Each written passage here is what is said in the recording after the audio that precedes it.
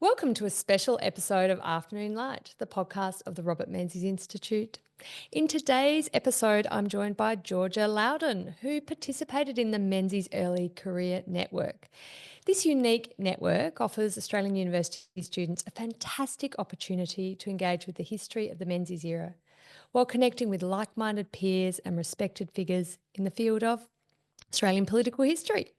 As part of their involvement in our program, the 2024 participants have contributed to a really special project, writing chapters for our upcoming book, Finding Menzies, a new generation's inspiration for foreign affairs, social policy and political thought.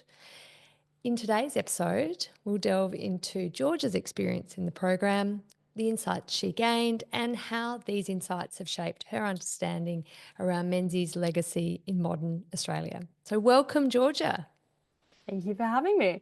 Now, your chapter is Policy Settings and Housing Booms, Lessons from the Menzies Era, which is very, very contemporarily relevant, of course, with the Indeed. massive housing affordability crisis affecting, well, all Australians, but particularly people of your generation. It's a bit of a Dorothy Dixer, but what attracted you to this topic, Georgia? Um, well, as you just said, it obviously is quite a hot topic and pertinent to my generation.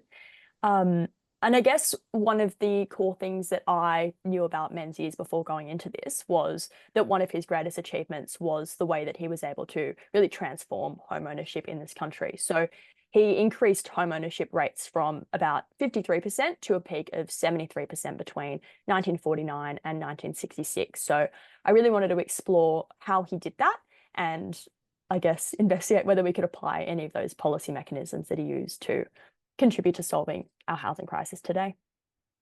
I get you've obviously done a lot of research for this chapter, and it's a great piece of work. But were there elements of the I guess the philosophical reasons and importance of home ownership that Menzies articulated that you found appealing? Yeah, well, what I found particularly interesting about his approach was how values driven it was. So I think if you look at the discussion around housing today, it really takes on a kind of economic argument, which is obviously quite valid because it does provide people with economic security and retirement and all that. Um, but I think we've really lost a lot of that values driven approach that Menzies took. So he talked about homes not only as homes materials, so physical places of security where you'd live and raise your family, but he also talked about homes human and homes spiritual. He really focused on the human and spiritual and the social element of housing. And he even believed that home ownership helped to determine the health of society as a whole. He believed that home ownership was about fostering a society of engaged citizens who had a stake in the future of their country and really saw it as something that should transcend all socioeconomic divisions, which is really core to why he had such a broad political appeal to the whole cross-section of Australian society. Yeah, I wonder if that sense around the importance of home ownership to an individual, to their family, to their community, to society, to the nation, is lost in the debates today. It is quite a functional debate. It's about dollars and cents, and not so much about the kind of, I guess, more philosophical and you know, uh, there's sort of an element of patriotism and nation building about home ownership too. And then, of course, the sort of emotional and personal aspects of it that we don't Mm, really see in public debates. yeah, yeah, for sure. So, when you look at what the Menzies government did, and you gave the statistics, which are pretty incredible, from 53% to 71%, I mean, that's quite a lift. Mm. How did Robert Menzies and his government go about lifting the home ownership figures through that period? Yeah, well, the post-war era obviously had, a significant increase in demand of housing, which was driven by returning soldiers, obviously a baby boom, and post-war immigration. And Menzies did implement a series of policies using mechanisms such as federal and state cooperation and a lot of financial incentives as well, which were really aimed at increasing housing supply, but also stabilizing prices and increasing home ownership. So it did this by promoting private investment in housing easing access to home loans and also stimulating a lot of suburban growth and construction. And quite importantly, new homes were being built at a rate which outpaced population growth. So between 1947 and 1966, housing in metropolitan areas doubled from about just under 1 million to almost 2 million. And this really played a key role in helping housing prices remain quite stable at around 250 weeks of earnings on the average wage.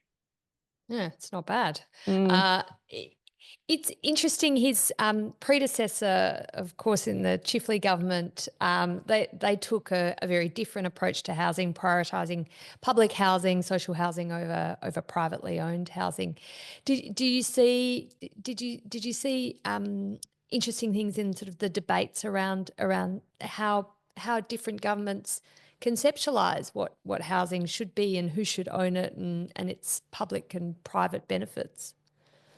yeah, well, I think it was who was it? It probably was Chifley, I think, that criticized Menzies and saying that he was trying to create a nation of little capitalists with his Yes, housing is it policy. Stedman, the Um, Minister for oh yeah, Housing? that was it. Yes, Thank you.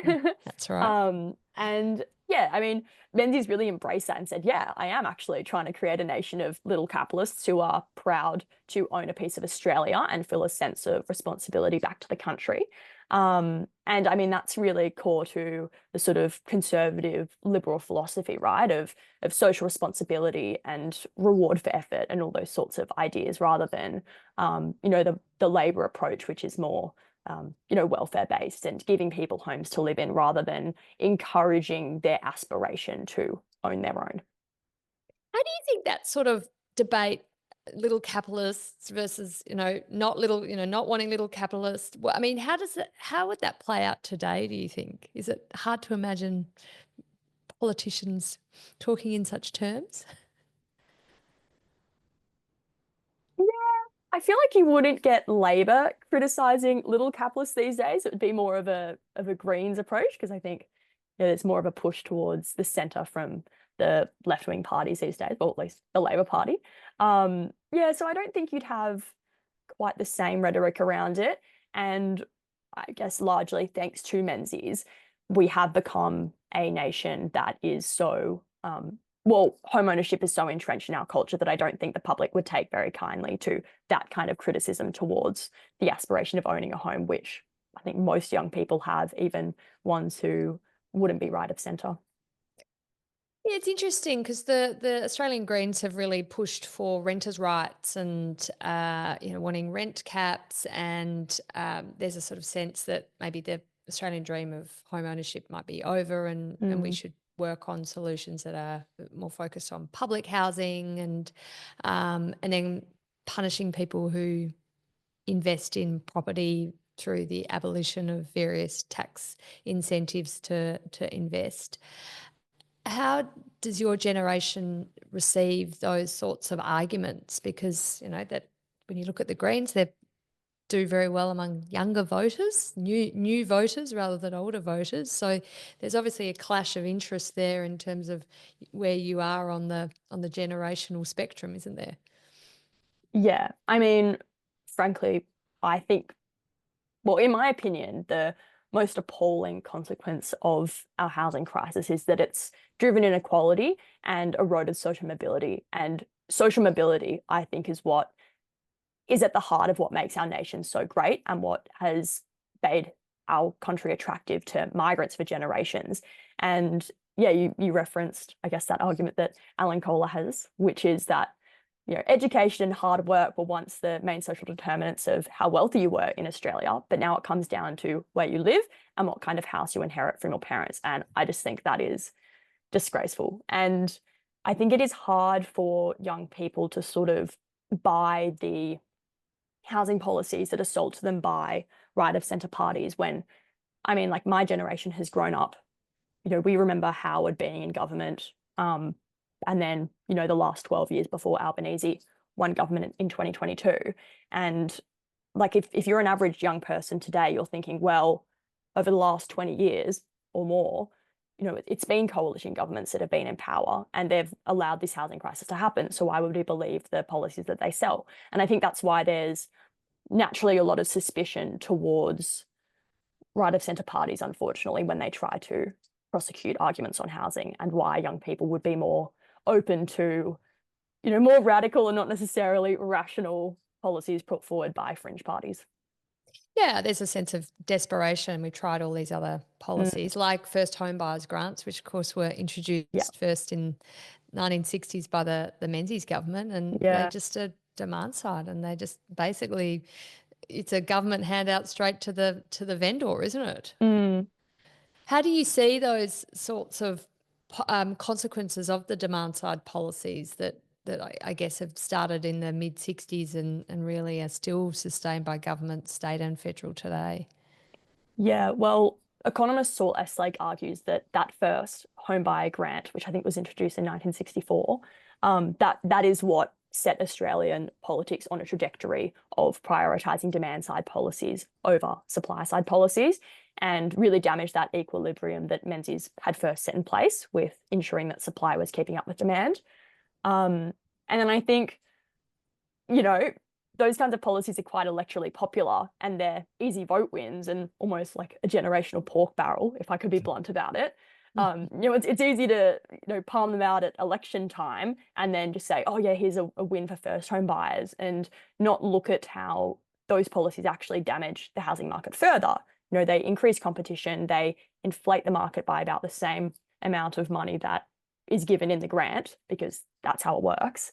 And yeah, like, because it's obviously a much more complicated issue to fix the housing crisis more broadly. So politicians just tend to go for the short-term win. When you look at the challenges of the 50s and 60s and how the Menzies government addressed those challenges, and you look at the situation today, how different is the situation today, do you think, to what they had back then?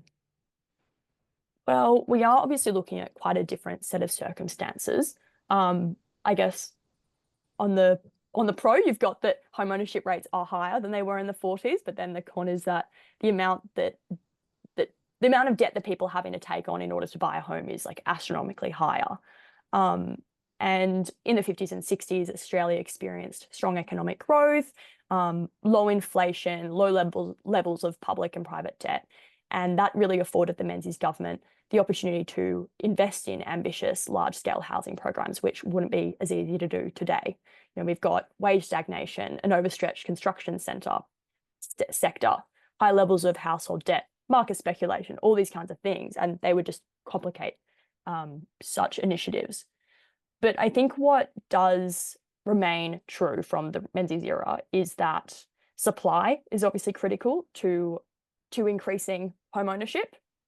And that would require obviously a recalibration of policy settings away from demand side measures and back to supply side solutions. So looking at planning reform, and then also look at reforming certain tax settings that fuel demand distortions and speculative investment, like negative gearing and the CGT exemption. So not necessarily abolishing them, but just looking at some sort of reform. And the other thing that remains true is obviously Menzies' values-based perspective on home ownership. So making sure that we're continuing to look at that underlying principle that home ownership transcends policy. Homes are not merely a structure for you to live in, but they're the cornerstone of society. And when we're thinking about what policies we want to put in place to promote home ownership, they should really be grounded in a broader vision of the society and the nation that we want to create, rather than being driven solely by economic or electoral calculations. It's interesting too. Obviously, Australia's population back in the 40s and 50s was much, much smaller than it is today. And while we were developing cities and industrial, I guess people wanted to live around industrial areas where the jobs were, the concentration wasn't so bad. I mean, these days Mm. we are still concentrated around very few cities in Australia. But the infrastructure isn't there to enable people to live a long way away but commute in so easily, and so we sort of end up with these great sort of concentrations and congestion.